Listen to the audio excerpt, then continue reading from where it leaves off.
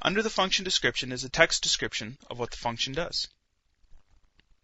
In this case, it tells us that the printr function will print information about a variable in a way that is readable to us. We are also given an example below on how to use that function. There is a lot of information on some functions, but beware, as for other functions, there can be very little or no information at all. A little further down, we notice that there are user-contributed notes. These can be very, very useful, but a word of caution.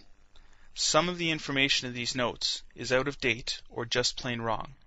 Take what is posted here with a grain of salt, and always double-check the work before using the information for your own purposes.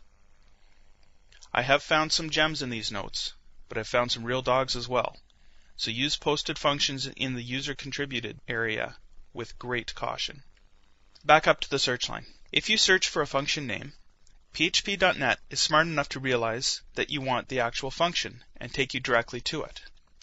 For instance, if I were to search for MySQL Connect,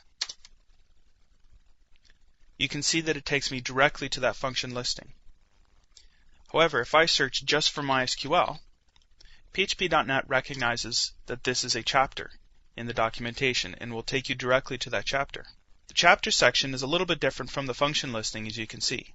The first part is information about the section, or the introduction. The second part is the requirements in order to make these functions available, in this case the MySQL functions. Directly under that are installation notes and runtime configuration, as well as a plethora of other information. Right now, you do not need to know or understand what this information means.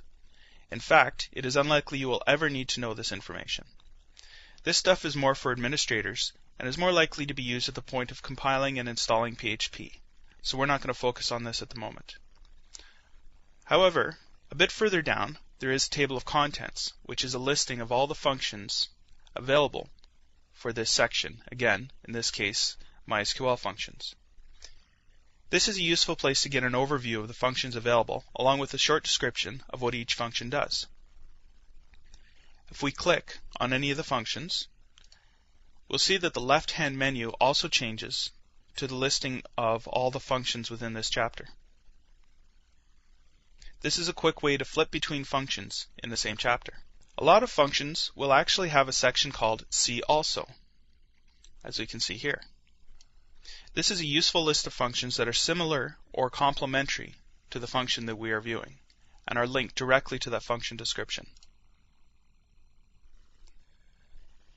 Now let's say we wanted to search for a concept, such as file uploading. We know that there is not a function to handle file uploading in general, but we also know that there is information about it on this website.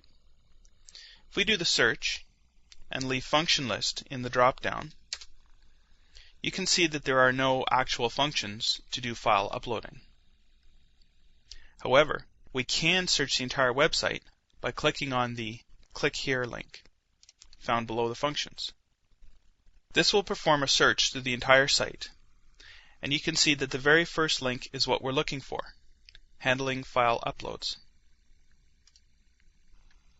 When doing this search, you can also select Whole Site in the drop-down menu when searching to perform that same search throughout the whole site, though I like to keep it just within the functions in case there's a function I will find that will do the job. You can also search online documentation, bug database, and various mailing lists, though I rarely have need to search these other areas. Next, I will cover other resources such as mailing lists and other useful PHP websites.